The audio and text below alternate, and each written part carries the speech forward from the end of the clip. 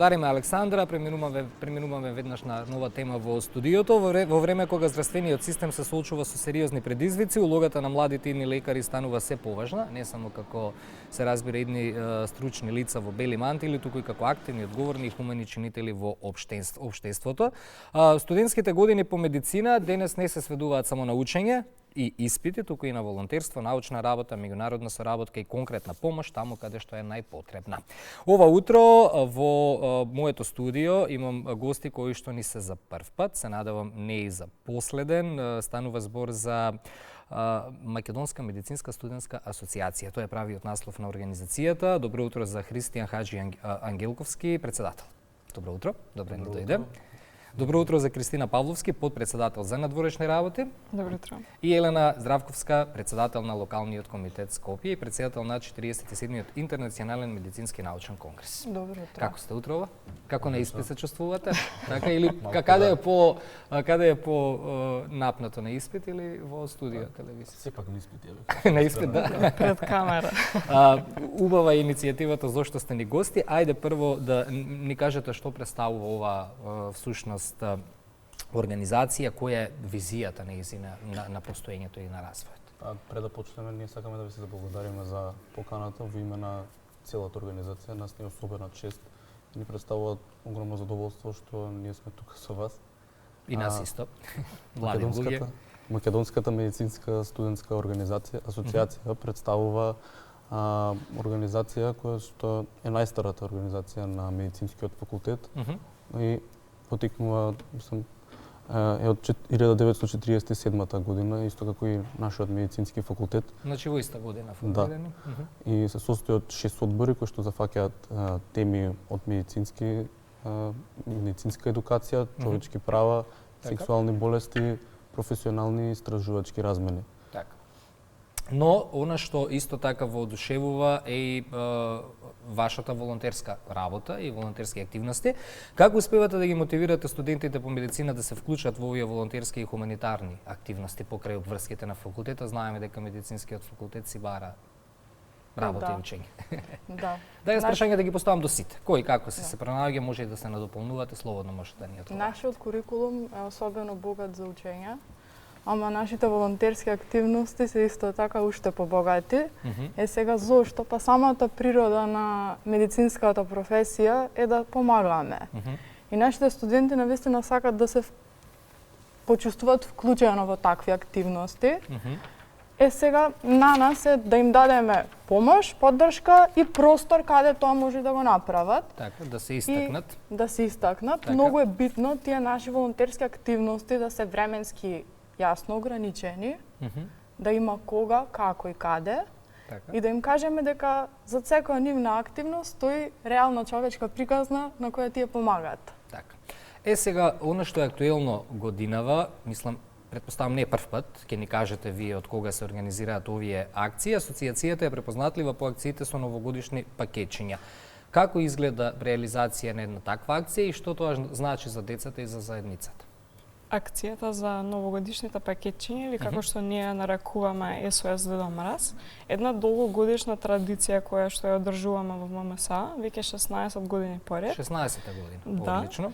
И е многу интересна иницијатива со тоа што нашата цел е да овозможиме радост и среќа кај децата кои што спаѓаат во најранливите категории и да им пружиме поддршка на оние кои што најмногу им треба. Така. Тоа го правиме со тоа што собираме артикли и финансиски средства во маркетите и во трговските центри во Скопје.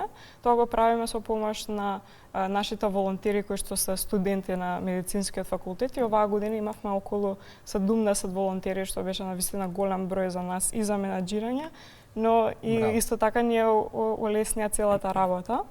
И заедно со нив, они го следаат целиот наш процес од собирање до формирањето на пакетчињата. Ние успеавме да собереме околу 1000 новогодишни пакетчиња, кои што ќе ги донираме потоа на деца кои што најмногу им се потребни. Јас ве видов, мислам дека пред недела и пол, пред 2 недели во еден трговски центар тука во наша близина, вие бевте, така? Да, многу е можно, да. Супер, супер. Кој момент од овие теренски активности, хуманитарни активности ви има оставено најсилен впечаток? Многу е тешко да се издвои еден конкретен момент или неколку Ги има се сигурно набројат. многу. Ги има премногу. И како што ви кажав, ние имаме нашата организација е доста стара организација, има големи традиции како интернационалниот конгрес кој што сега ќе му биде 47 пат организиран и 16-та година поред кој организираме SOS до мраз, хуманитарниот настан. И ние вака општо само може да се набројат некои како насмивките што ги добиваат децата за пакетчињата, како Да, тоа е безценето сигурно. Да. Како работливоста, вложеноста, поддршката што ја даваат професорите што не поддржуваат и нас како организација на општо на настаните на работниците на конгресот во глобала. И исто така сигурно треба да се спомнат и волонтерите, учесниците на конгресите на работниците, воопшто сите студенти што не поддржуваат секоја година и што се секоја година се во поголем и поголем број. Така. Колку е важна меѓународната соработка за асоциацијата и какви можности им се отвораат на студентите, на вашите колеги? Меѓународната соработка е еден од основните столбови на нашата организација. Ние од 1994 година сме дел од една меѓународна организација која што се нарекува Меѓународна федерација на медицинско-студентски асоциации. И со преку таа организација ние имаме можност да ги застапуваме идеите на медицинските студенти низ целиот свет. Понатаму ние учествуваме во различни меѓународни форуми и конгреси и би рекла дека еден од најзначајните форуми на кои што имаме учествувано и веќе почнавме како традиција да одиме секоја година е Светскиот здравствен самит во Берлин, каде што се дискутираат актуелните јавноздравствени политики и проблеми. Се што е во тек. Се што е во тек и таму имаме ние чест да учествуваме во дискусиите. Така, добро, тоа е големо искуство кое што го носите тука и за вашите колеги. А што добива еден студент кога ќе се приклучи во вашата асоциација, освен волонтерско искуство? Да, волонтерското искуство е обично првото нешто со кое што се соочуваат студентите, но позади тоа стојат многу елементи. Студентите се стекнуваат со лидерски способности, работа во тим, стратешко размислување, сите оние работи кои што не се вклучени во формалниот наставен курикулум. Тоа што е на факултет, да, едноставно исподелување искуства, по голема претпоставам комуникација помеѓу ваш самите колеги, вмрежување. Да, токму така и сето тоа ни помага во нашата идна професија, затоа што на крај на денот работата како доктор е работа во тим. И сите овие работи наградат како поефективни лекари. Имате споено сите работи, да, бара работа во тим, хумана професија е вашата, овие акции кои што ги правите, ете, се искуство плюс и за тоа. Го споменавте Интернационалниот медицински научен конгрес. Што може да очекуваат учесниците од неговото 47 издание? Кога ќе кажеме број 47, тоа е навистина многу голема бројка. Од нас тука сите скоро и дупло поголема и тоа ни дава многу голема одговорност, зашто нашиот конгрес е всушност еден простор каде се спојуваат минатото, сегашноста и иднината. Пред се годинава гледаме да се насочиме на иднината, да бидеме актуелни, зашто не знам дали е познато, ама во нашиот конгрес тоа е многу голема организација, имаме над 200 учесници.